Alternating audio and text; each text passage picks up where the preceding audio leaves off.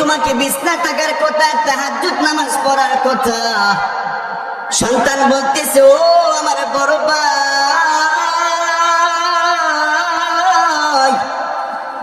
যেই মা আমাদেরকে আদর যত্ন করছে, যেই মা আমাদেরকে লেখাপড়া শিখাইতে যাইয়া অন্যের বাড়িতে তিনি দিন মজুরে কাজ করছেন, মেহনত করছেন, শ্রম দিয়েছেন, বান্দির মতন তিনি মেহনত করেছেন। এরপরও তিনি আমাদের লেখাপড়া বন্ধ করে নাই। আমরা যদি বাহিরে থাকতাম, আমার মা তো আমাদেরকে কখনো বাহিরে রেখে তিনি ঘরের মধ্যে ঘুমাইতে পারতো না।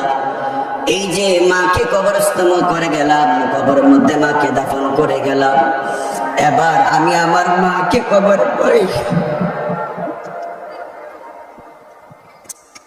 আমি আমার মাকে কবরে রেখে আমি ঘরের মধ্যে একলা একলা কেমনে ঘুমাই?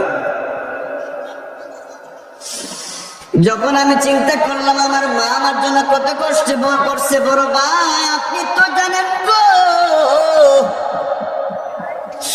আমরাও তো বুঝে হওয়ার পরে দেখছি আমার এই যে মাত্র পাতলা হিনহিনে কাপড় দিয়া তিনার শরীরটাকে আবৃত কইরা যে আমরা মাটির মধ্যে শোয়াইয়া দিলাম, আর আমি আপনি যে লেপ এবং তুষকের মধ্যে ঘুমাইয়া রইলাম, কত আরামে আমরা ঘুমাইয়া রইছি। আমার মা যে মাটির মধ্যে আমার মাকে আমি দাফন করলাম, মাটিটাতে হাত দিয়া দেখি কত ঠান্ডা।